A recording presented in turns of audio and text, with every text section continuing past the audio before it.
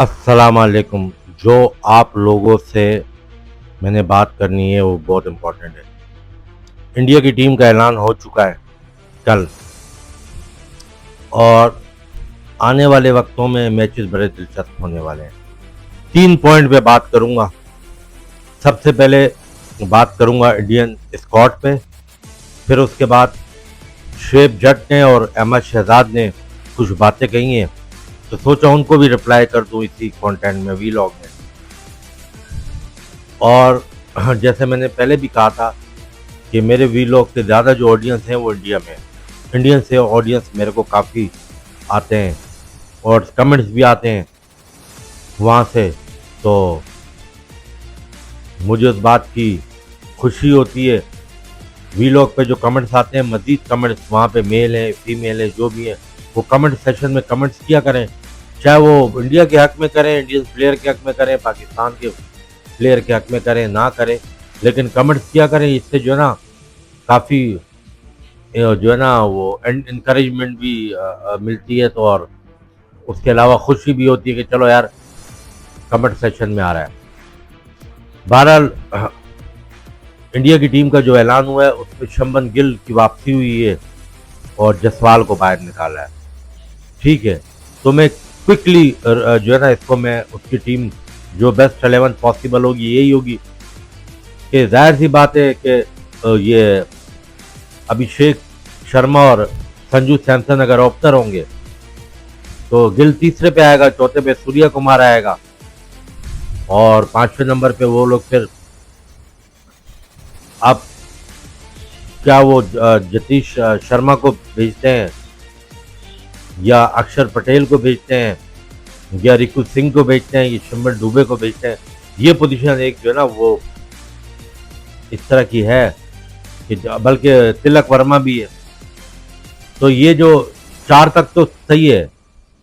तो हो सकता है सूर्या 4 पे तिलक वर्मा को भेजे, लेकिन अगर चौथे नंबर पे सूर्य कुमार आएगा, अगर सूर्य कुमार के अलावा कोई प्लेयर आ सकता है तो तिलक वर्मा है। रिकू सिंह भी नहीं आ सकता, शुभमन दुबे भी नहीं आ सकता और अक्षर पटेल भी नहीं आ सकता। तो 4 पे आप कर दो। अगर अगर आता है, सूर्य खुद नहीं आता तो अलग बात है, जो सूर्य चौथे पे आएगा, पांचवे पे वो जो है जाहिर सी बात है। फिर उसके बाद अगर वो अक्षर पटेल आता है और छठे नंबर पे सपोज करें वैसी बात करें कि उस पर अगर शुभमन दुबे आता है तो 7 पे पांड्या आता है, यानी 7 नंबर तक उनकी परफेक्शन बनी हुई है। अगर वो एक्स्ट्रा ऑर्डिनरी चेंज भी करें, गिल को ओपनर करें, संजू सैमसन को बाहर करें, चेतेन शर्मा करके एक वो जो आरसीबी का है, यहाँ इसी यही नाम है शर्मा करके, जतेश शर्मा, वो कीपिंग भी कर सकते हैं। तो उनका कॉम्बो बहुत जबरदस्त किस्म का बना हुआ है, जिसमें स्ट्राइक रोटेशन के लिए भी मैं अभी बात करूंगा। अब 4 आ गए बोल रहा हूँ, यदि 7 ही हो गए, 4 में वो 2 पेसर के साथ जा सकता है, बुमराह और हरदीप सिंह और चक्रवर्ती कुलदीप और हार्दिक पांड्या, उनके बाद बॉलर पेसर, 3 पेसर 2 स्पिनर, उनके बाद तो कंप्लीट है, और अक्षर पटेल।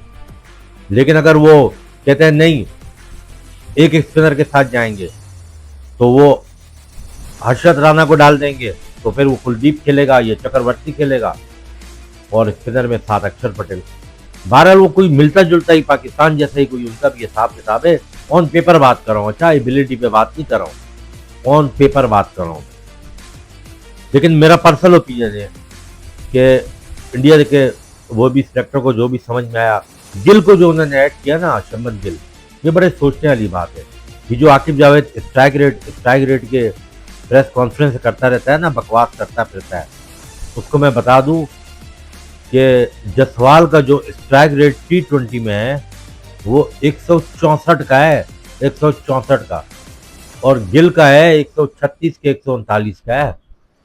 लेकिन गिल को उन्होंने जो रखा है, गिल को उन्होंने इसलिए रखा है कि दुबई की wicket through out attacking cricket नहीं हो सकती, उस पर थोड़ा सा स्टे करना पड़ेगा, विकेट मुश्किल होगी। और श्रेयस अय्यर के साथ जो है ना नाजायज हुआ है, क्योंकि ये वो वाली पिचें नहीं है इंडिया वाली होगी या IPL हो गया कि रिकू सिंह और शुभमन दुबे को आप लाजमी लेना है।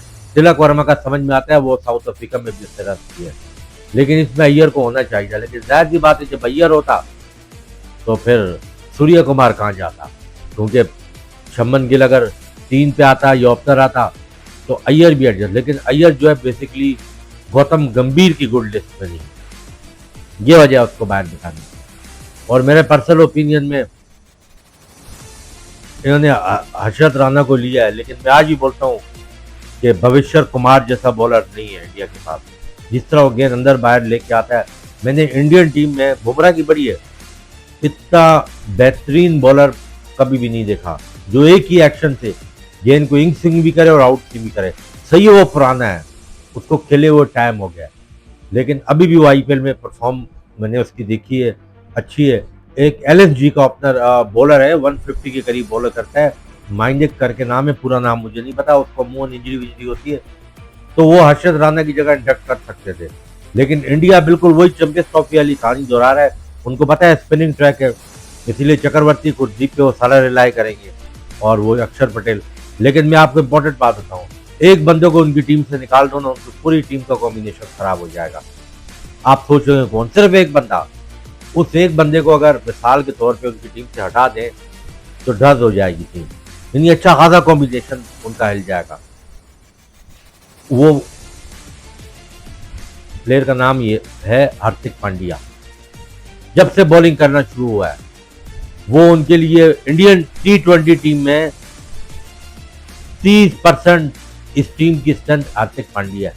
उसको निकालोगे सब कुछ सेटअप इनका खराब हो जाएगा, इनको एक्स्ट्रा पेसर डालना पड़ेगा, तो फिर एक अक्षर पटेल कहाँ जाएगा, अक्षर पटेल आएगा तो फिर वो बैट्समैन कहाँ जाएगा। बहरहाल वो इंडिया की टीम है, उनकी मर्जी जो टीम खिलाए। सेकंड, शेब जट ने एक बात बोली कि जी बाबर आजम को जो है वो बदवा है, टेक्निकल फॉल्ट नहीं है, सरफराज के साथ ज्यादती की, उमर अकमल, अहमद शहजाद, इन्हीं का 2-3 का नाम लिया। तो शेब जट सुन ले, अब जवाब सुन ले। सबसे पहली बात यह है कि इमरान खान के दौर में यही सोचते थे ना उस टाइम सोशल मीडिया कि उससे कासिम उमर के साथ नाजायज किया, उससे सईद अनवर को एक साइड का प्लेयर मान के टीम से बाहर किया, उससे इसके अलावा कई प्लेयरों को, जावेद मियाजाद के साथ वो ज्यादती करता था। बहुत से प्लेयरों का नाम है जिसके साथ इमरान खान ने ज्यादती की है। तो इमरान खान को तो बदवा नहीं लगी, वो तो 92 का वर्ल्ड कप जीत गया। और आगे आए वसीम अकरम, 99 के पूरे वर्ल्ड कप में उसने वकार यूनिस को नहीं खिलाया। आकिब जावेद ने एक इंटरव्यू में बोला कि वसीम अकरम की वजह से मैं बाहर हुआ। आमिर सेल बोल चुका है, अताउर रहमान बोल चुका है, वो तो बैठ के बदवाएं देता है। लेकिन वसीम अकरम ने तो 97 की वर्ल्ड सीरीज भी जीती है, पहली टेस्ट चैंपियनशिप एशिया की भी जीती है, इंडिया में टाई नेशन भी जीत के है, 99 के वर्ल्ड कप का फाइनल भी खेल के है। और जहां तक तुमने सरफराज की बात की, सरफराज बहुत अच्छा आदमी है, उससे कभी खुद से कोई बात नहीं की। तो तुम्हारा भी कंटेंट नहीं है तो ये फजूल किस्म की ना बातें बकवास मत किया करो, ठीक है। तुम्हारे मुल्क में और कितनी ज्यादतियां होती है, क्या कुछ होता है, तुम कानों को हाथ लगा लो, तुम्हें पता है। उनको तो बदवाई नहीं लगती। नंबर दूसरी बात, अहमद शहजाद साहब, आपका मैं बता दूं, आप 11 का वर्ल्ड कप खेले हो, 15 का वर्ल्ड कप खेले हो। जब आप बैटिंग करते थे ना, उस टाइम किसी कमेंटेटर ने कहा था, मेरे ख्याल आशा भोगले ने कहा था कि 2 प्लेयर लसन मलंगा को अच्छा खेलते हैं, उनमें एक विराट है और एक तुम हो। तुम्हारे अंदर एबिलिटी थी, शुएब अख्तर भी तुम्हें तेंदुलकर से उसके साथ मुसालियत करता था कि उसके तरह का प्लेयर है। तुम अच्छा खेलते थे, लेकिन तुम उतना अच्छा नहीं खेलते थे और उतना अच्छा नहीं खेले हो जितना बाबर आजम अच्छा खेला है। और तुम्हें किससे कहा था कि तुम शायद आफरीदी के बोलने पे तुम वकारियों से बदतमीजी करो, कोचेज स्टाफ से बदतमीजी करो, डिसिप्लिन की खिलाफ वर्जी करो। तुम अपनी परफॉर्मेंस में बाहर हुए हो। 15 के वर्ल्ड कप के बाद तो तुम्हें ले रहे भी नहीं थे। तो ये बाबर आजम तो 15 या 16 में आया, 17 तक तो बाबर की अपनी पोजीशन भी मुस्तहकम नहीं थी। 18-19 में जाके इसकी पोजीशन मुस्तहकम हुई है जब इसको कप्तान बनाया, जब इस 19 के वर्ल्ड कप में सेंचुरी की है। तो उमर अकमल तो ने डेब्यू तो 2008 में किया है, तो उमर अकमल ने 8 में डेब्यू किया है, बाबर आजम 19 में कप्तान बना है। तो 11 साल तक क्या बाबर आजम ने उसको टीम से बाहर रखा? क्यों? कि उसके अंदर भी महदूद एबिलिटी थी। तुम लोग सिर्फ क्रिकेटर तो बन गए, तुम लोग स्टार नहीं बन सके। सुपर स्टार तो दूर की बात है। तुम सब बाबर आजम से इतनी जेलस होते हो कि वो एक क्रिकेटर था उससे स्टार बना, अब वो सुपर स्टार बन गया। नेक्स्ट कंटेंट में किसी और टॉपिक से बात करें।